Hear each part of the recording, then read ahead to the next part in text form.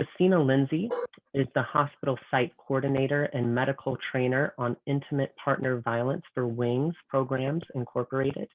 She provides domestic violence training to medical and hospital staffs at several medical facilities, as well as bedside crisis intervention to patients in need. Christina's experience in activism spans from the United States to the United Kingdom, where she was an advocate for rape victims and participated in several initiatives to support those in need. To tell us more about her work, please help me in welcoming Christina Lindsey. Hello, everybody. Thank you so much for having me here tonight for this exciting event. It's been wonderful hearing the speakers that came before, and I'm excited to be here to talk to you about domestic violence. First, a little bit about WINGS. I just want to share that our mission is to provide housing, integrated services, education, and advocacy to end domestic violence.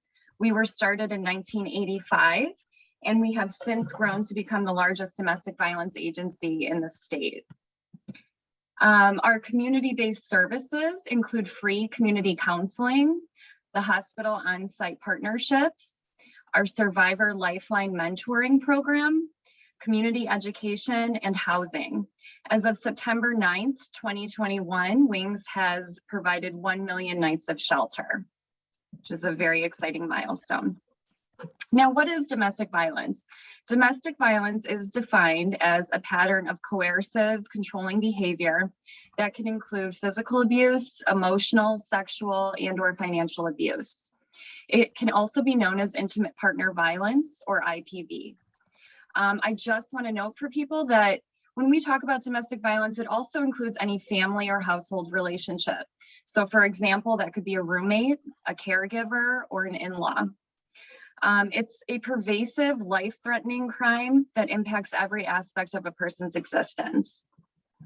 We know that domestic abuse can be experienced by anybody, all people, regardless of gender identity, sexual orientation, socioeconomic level, education, race, religion, culture, or age. Something that, one moment. So when we think about domestic violence, physical abuse often comes to mind first. However, some abusers are able to exert complete control over their partner without using physical force. I do want to highlight, though, some forms of physical abuse that people might not think of. So one would be interference with personal liberty. That's where if you want to make a phone call, somebody takes your cell phone from you. If somebody you want to leave the room and somebody is blocking the doorway, or somebody takes your car keys so you can't leave a situation, that is considered physical abuse. Sleep deprivation is another one that people don't readily think of. And then, of course, we have strangulation. We don't say choking because choking is an accident. Strangulation is something that somebody does to you, as well as any hitting, kicking, punching, etc. Psychological abuse, that would be any threats of suicide or homicide, threats to conceal or harm children, using somebody's immigration status, as well as blaming, gaslighting, insulting. Sexual abuse, that there is a continuum of that can be anything from sexual assault to fondling, reproductive coercion.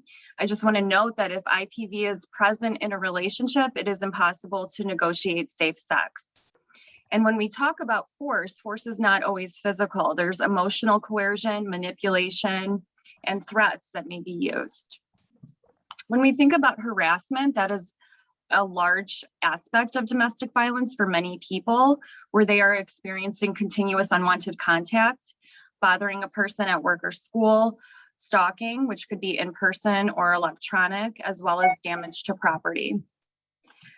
There's also financial abuse, spiritual abuse, exploitation, and willful neglect.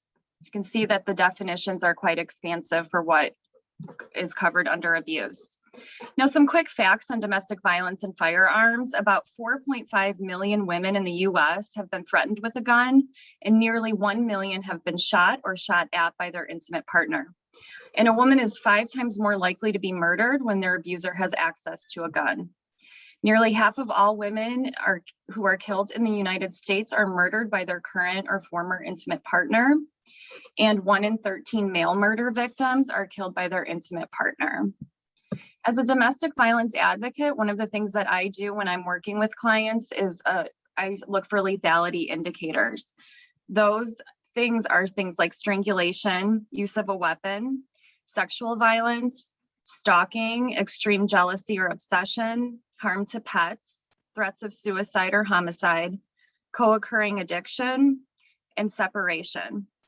One thing that also applies when we're looking at lethality would be over-enmeshment. That's where the perpetrator views their family members as possessions that they control, with no boundaries between their own identity and that of their family.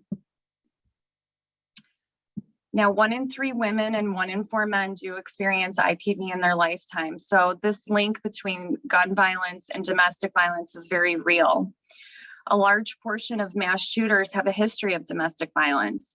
Intimate partner homicides often result in multiple victims, such as bystanders, responding officers, children, coworkers, family, or the current dating partner of the victim. So implementing domestic violence firearm prohibitions can reduce mass shootings.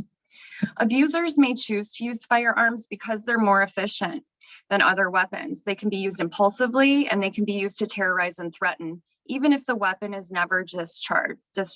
Just the physical presence of that weapon is terrifying.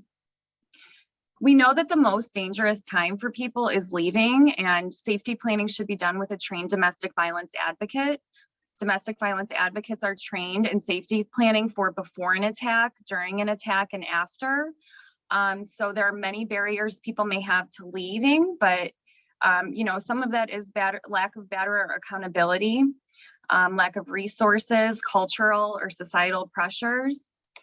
So let's all get involved in preventing violence in our communities. It's amazing so many people have joined this call. Please promote healthy relationships and be an upstander. Don't stand by when people put women down. Domestic abuse is a learned behavior, and it's promoted by a society that devalues women.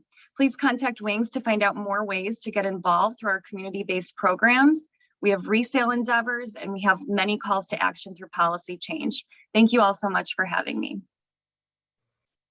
No, thank you, Christina. Thank you so much for sharing the work that you're doing and that WINGS is doing. And I just want to remind everyone that if you are looking for more information on the entities that our speakers represent, that is something that we are more than happy to share with you.